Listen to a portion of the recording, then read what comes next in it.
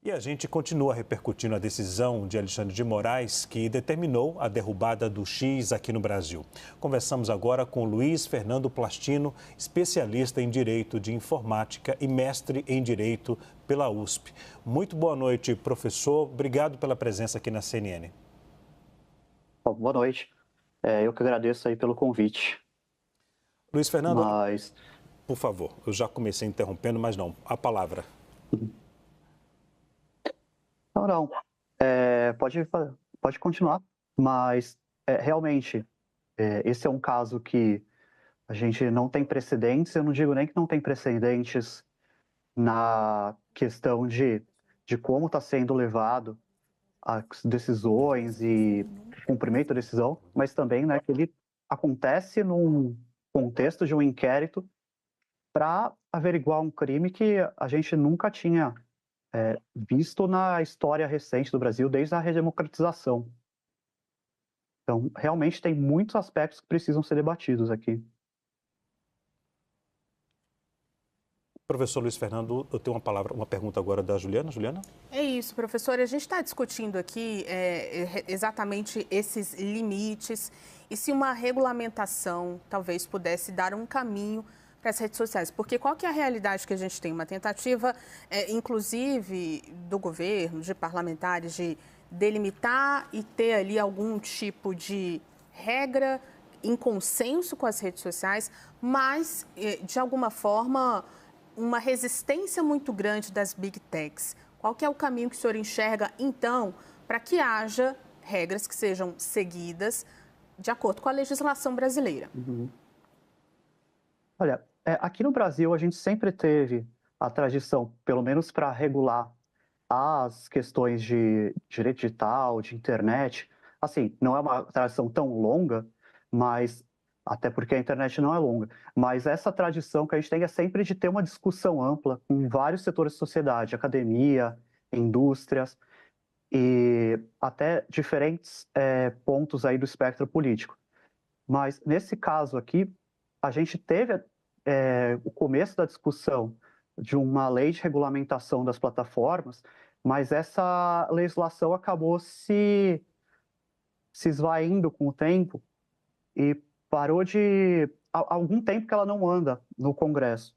E nesse meio tempo, a gente tem aí dois lados, que de um lado as Big Techs usam da falta de regulamentação para agir de uma forma bastante livre, buscando aí esses espaços não regulados para elas imporem as próprias regras, mas por outro lado, sem uma regulamentação, elas também ficam abertas a interpretações da legislação que a gente já tem para os casos específicos dela. E é nesse tipo de contexto que aparecem as medidas fora do comum para tentar fazer valer uma decisão judicial. Por exemplo, se a gente vê nas leis processuais, a gente tem uma regra geral de que o juiz pode implementar medidas para assegurar o cumprimento da decisão dele. E essas medidas não são listadas de forma completamente fechada na lei.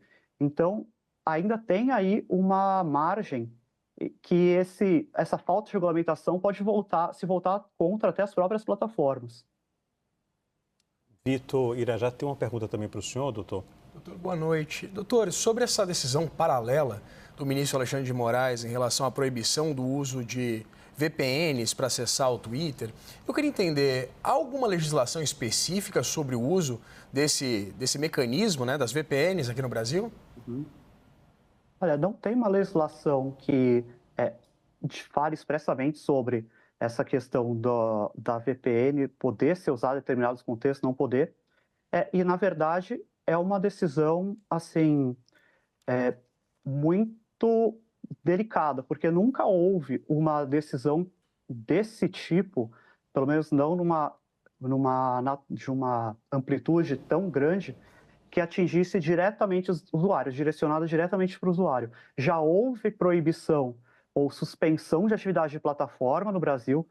Na verdade, todas essas decisões que foram, ou melhor, todas essas medidas que foram tentadas ser impostas, multas, suspensão de atividades, até a polêmica da prisão de um representante por descumprimento de decisão judicial, por desobediência, isso já foi tentado em outros momentos no Brasil. A gente tem precedentes de tentativa de fazer valer esse tipo de medida e sempre criticada, em alguns casos muita gente vê como necessárias, mas enfim, isso não vem ao caso.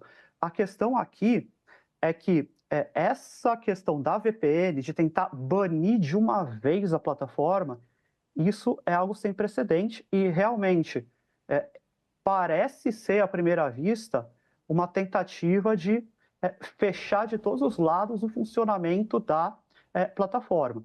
Isso, a meu ver, não fica tão bem explicado na decisão, porém, ela tem toda uma fundamentação que leva a crer que a ideia aqui é que se a plataforma continua funcionando no Brasil de alguma forma, ela vai frustrar o motivo que a decisão foi efetuada. Agora, a gente pode ver alguns problemas aí com relação a essa efetividade e aos efeitos colaterais, por assim dizer, dessa proibição. Porque, por exemplo, tem 2 pontos aqui que foram determinados com relação à VPN. De um lado, foi proibido o uso de VPN para acessar as redes, né? Ou melhor, ele não fala acessar na decisão, ele fala para permanecer o funcionamento das redes no Brasil.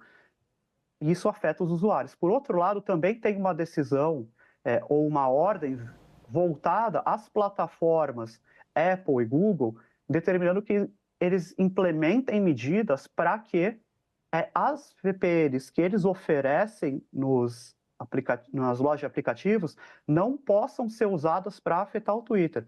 E isso é algo que é muito difícil de ser implementado, pelo menos em um prazo tão curto.